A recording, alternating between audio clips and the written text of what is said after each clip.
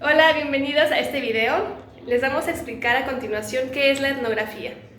Para comenzar de lleno con el tema, la etnografía es un método de investigación cualitativa en la cual se enfoca en la observación. Se observan las costumbres, las religiones, experiencias, formas de pensar, todo acerca de una comunidad en específica, ya sea grande o pequeña. Incluso también se observan datos sobre la economía y la alimentación. Hay técnicas para saber toda esta información relevante, la cual directamente es observar a la comunidad, entrevistar a su gente, mandar informantes o incluso sacar historias de vida de esa misma comunidad o pueblo. Hay diferentes estudios etnográficos. La primera es la holística o la clásica, la cual se enfoca en estudiar grupos amplios. La particularista se enfoca en solamente estudiar la unidad social.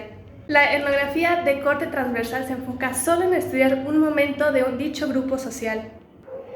Y la etnohistórica se enfoca en estudiar un momento particular en la historia del pasado de dicha cultura de la unidad social. ¿Sabes qué significa la palabra etnografía? Significa ciencia de describir un grupo de personas o comunidad. Por lo tanto, podemos decir que su cultura es un método de investigación.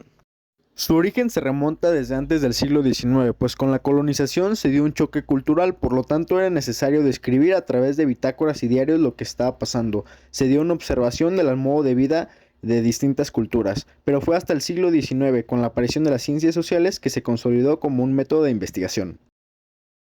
Como punto número 1 tenemos el objeto de estudio etnográfico, en el cual el objeto específico de estudio de una investigación etnográfica puede ser la nueva realidad que emerge de la interacción de las partes constituyentes o la búsqueda de esa estructura, función y significado. Lo esencial de una estructura o sistema es que pueden crecer, diferenciarse de manera progresiva, autorregularse y reproducirse, manifiestan propiedades similares a las de los seres vivos. Punto número 2 tenemos la alternativa metodológica. El enfoque alterno es la investigación estructural o sistemática, cuyo diseño trata de descubrir las estructuras o sistemas dinámicos que dan razón a los eventos observados. Los adecuados para comprender un sistema o estructura dinámica deben ser tales que permitan captar su naturaleza peculiar, lo cual significa algo así como ver el bosque y a los árboles al mismo tiempo, es decir, la totalidad y las partes que la forman en la dinámica propia. Punto 3 tenemos el proceso de investigación. La investigación trata de descubrir en qué consisten esas estructuras, cómo se desarrollan y cómo influyen. En el examen del proceso de la investigación etnográfica, de acuerdo con Wilson, 1977, podríamos distinguir las etapas que mencionaré a continuación.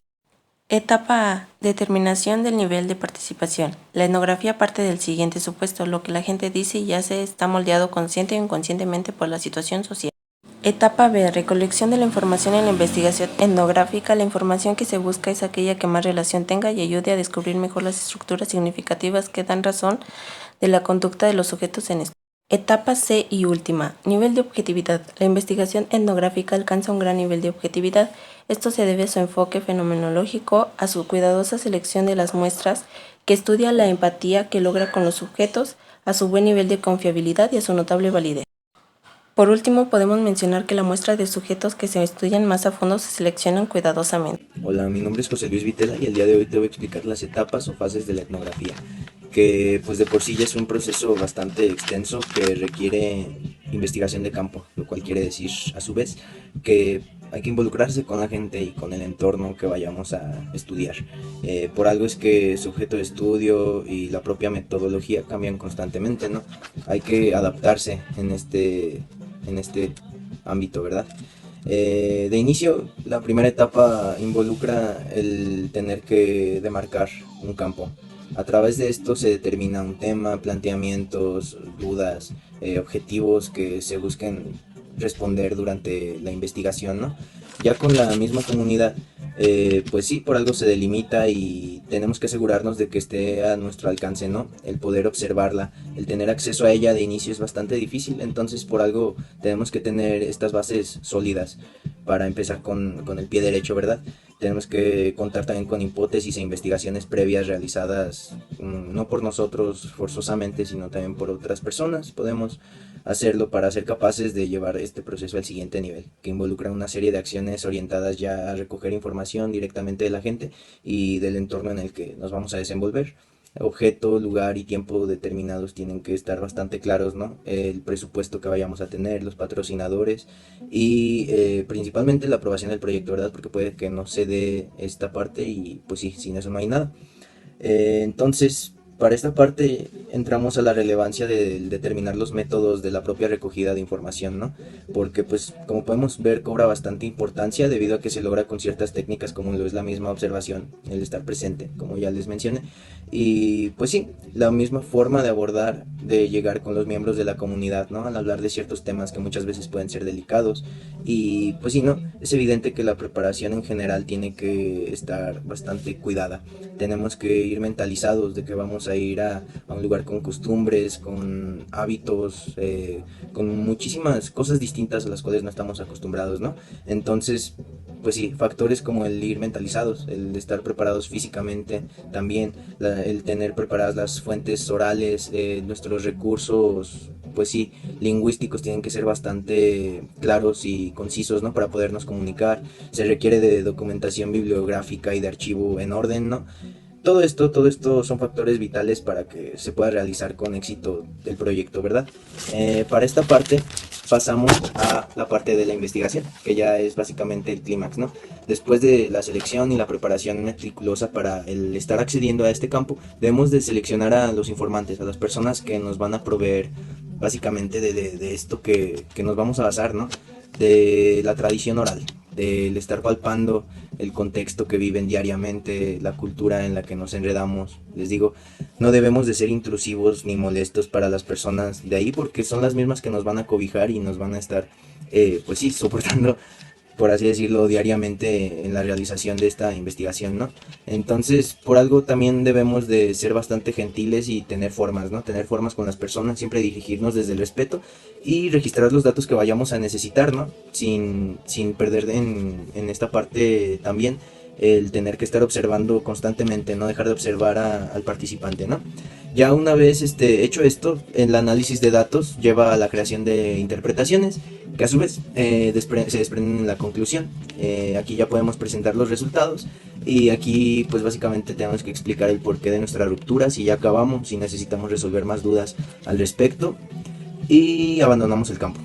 A grandes rasgos es eso. Características de etnografía. La etnografía se caracteriza por intentar comprender el punto de vista del individuo en su contexto. Han sido numerosos los autores que han expuesto las principales características del método etnográfico. En este caso, condenso las especificaciones de Michael Ambrosino y del Rincón. El trabajo de campo. El trabajo de campo en la etnografía implica muchas cosas para el investigador y para la investigación que se plantea. Por un lado, el trabajo de campo implica desplazarse a un como emplazamiento donde se lleva a cabo la etnografía. La selección de este emplazamiento no tiene que ver con que el campo sea nuestro objeto de estudio. La selección de un emplazamiento responde a una serie de criterios como los recursos económicos y temporales o la probabilidad de poder observar el problema de investigación de nuestro interés desde dicho lugar, tal como señaló el antropólogo Clifford Hertz, que decía que el lugar de estudio no es el objeto de estudio. El trabajo de campo etnográfico involucra al investigador en la recogida de información durante etapas de tiempo prolongadas, a diferencia del método de encuesta o de técnicas de grupo como el focus group o el grupo de discusión. La etnografía no tiene una limitación temporal per sí. El trabajo de campo se acaba cuando se comprende y se construye el objeto de estudio a través de los datos. Como número 2 está el carácter fenomenológico, que es cuando se dice que la etnografía tiene carácter fenomenológico, pues hace referencia a la búsqueda del significado que dan los nativos a nuestro objeto de estudio. De esto se sacan dos formulaciones básicas de la etnografía, que es el objeto de estudio no es una construcción teórica. Este es construido por el investigador a través de una larga etapa empírica en el campo, que es su laboratorio particular, y el objeto de estudio, que es construido a través de la visión de los nativos del lugar donde se está llevando a cabo el trabajo de campo. 3, pues tenemos lo que es el carácter holístico y naturista. Se intenta recoger una visión global de los hechos sociales objeto de estudio.